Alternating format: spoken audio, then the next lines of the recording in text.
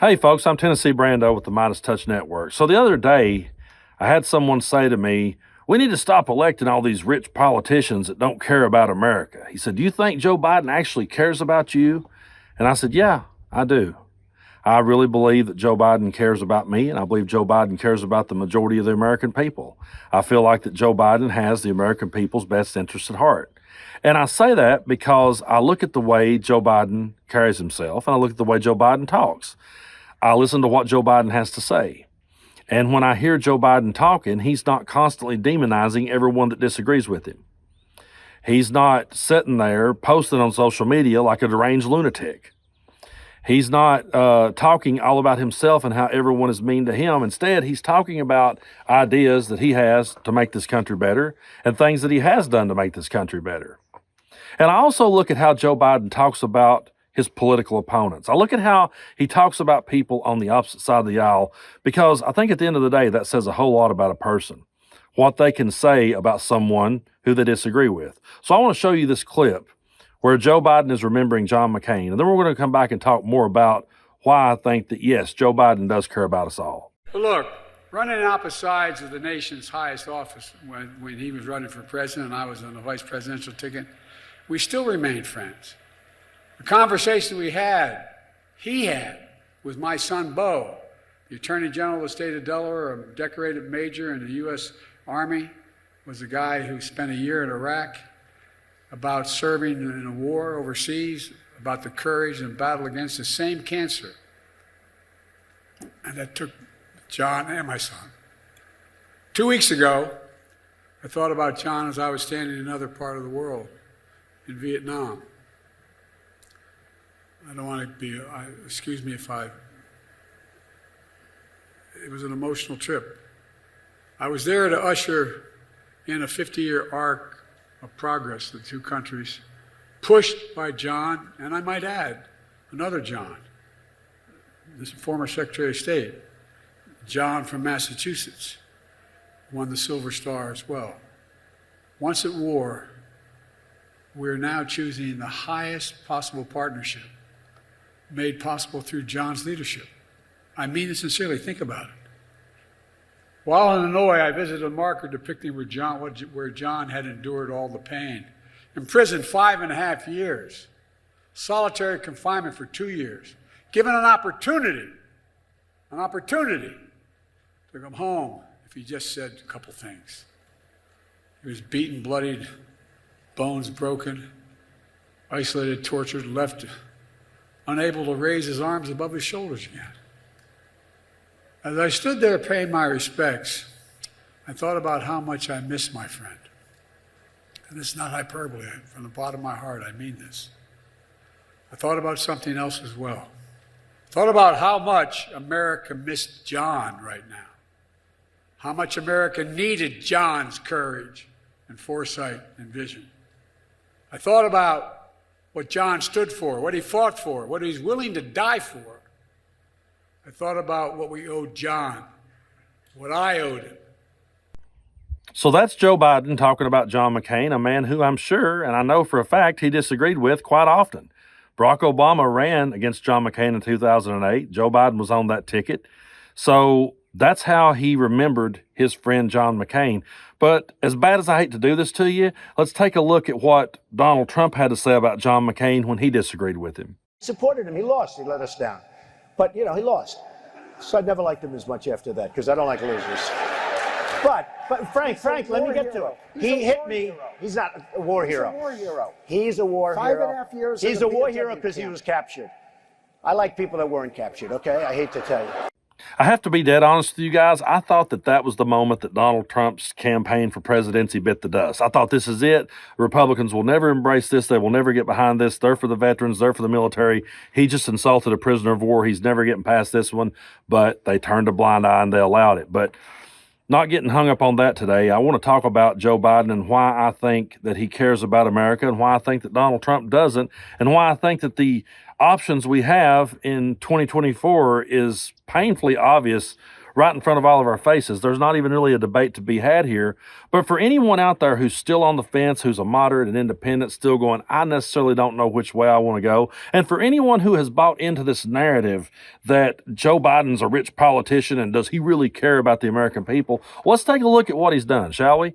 Okay, first of all, he signed the American Rescue Plan, which helped us come back from COVID. He signed the infrastructure bill. He signed the Bipartisan Safer Communities Act, which is the first president to do something about guns since I can't even remember.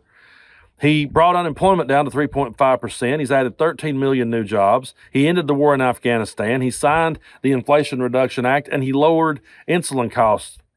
Now, where does that sound like he doesn't care about people? Where does that sound like that Joe Biden doesn't have people's best interests at heart? And where in there does he say, oh, wait a minute, this certain group of people over here, they're excluded? I didn't mean these people. The things that I just talked about Joe Biden doing are things that he did for all the American people, and there was never any disclaimers in there that said, wait a minute, this doesn't apply to you if you disagree with me, or this doesn't apply to you if you don't look or sound like me or live the lifestyle I live. That was for all the American people, for those that says Joe Biden doesn't care about all the American people. But if we take a look over here at what Donald Trump wants to do in a second term, I want you to honestly ask yourself, is this a person who cares about the American people? Is this a person who cares about you? Because Donald Trump, if reelected, wants to arrest the homeless.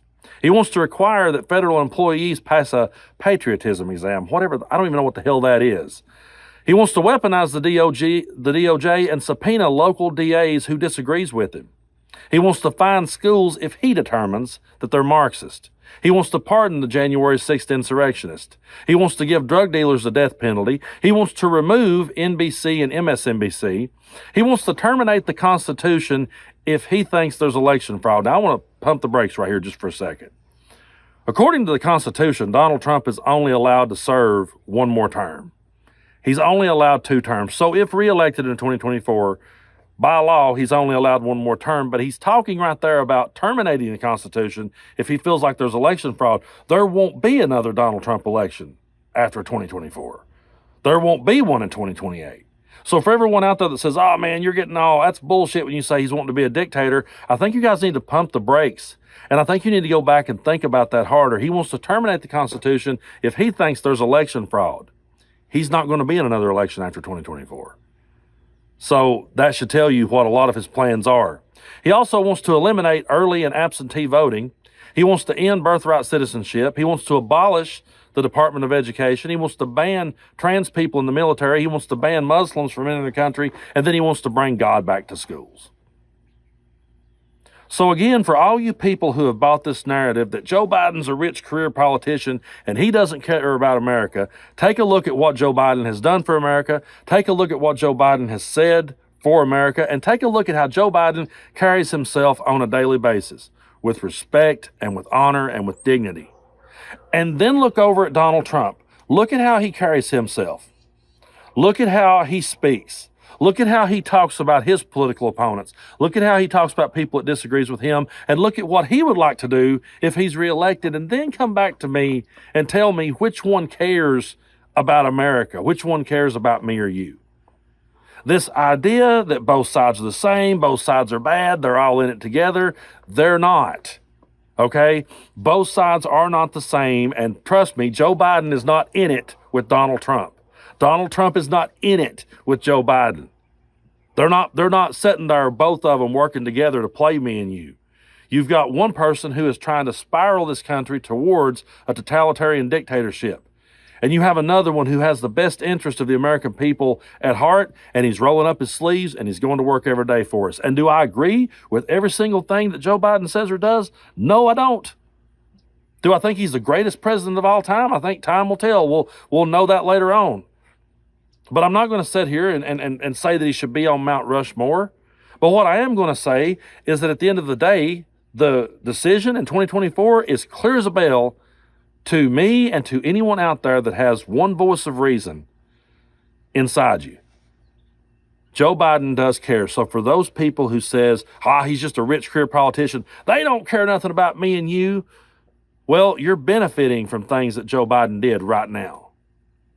You and your family are benefiting from the things that Joe Biden did, and you say he doesn't care about you, and you think that this guy who just happens to hate everybody you hate, you think he cares about you. He clearly doesn't. He only cares about himself.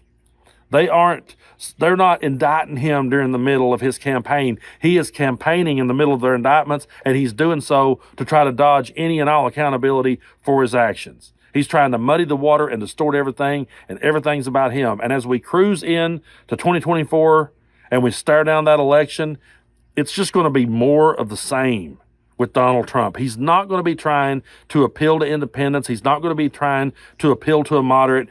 As a matter of fact, I mean, look at the stuff he's going to do. He wants to ban certain people from this country.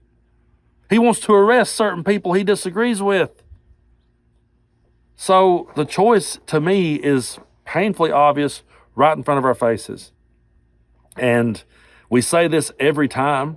It seems like every time that we have an election, we catch ourselves saying, this is the most important election in history.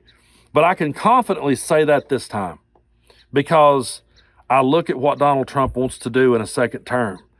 I look at the barrel we're staring down, and I say that if we don't vote in 2024, if we get mad at Joe Biden over something we disagree with and we stay home, we're going to wake up and the America that we once knew is not going to be there. And that's not me trying to scare anybody. That's not hyperbole. That's none of those things. Look at what Donald Trump wants to do. Look at what Joe Biden has done. Look at how Donald Trump carries himself. Look at how Joe Biden carries himself. And then ask yourself, who really cares about other people? I think the choice is clear. So, folks, be sure to hit that subscribe button here on the MeidasTouch Network. We're closing in on 2 million subscribers. We will get there with your help. And until next time, I'm Tennessee Brando. You guys keep tuning in. We'll keep telling you the truth. Hey Meidas Mighty, love this report? Continue the conversation by following us on Instagram @MeidasTouch to keep up with the most important news of the day. What are you waiting for? Follow us now.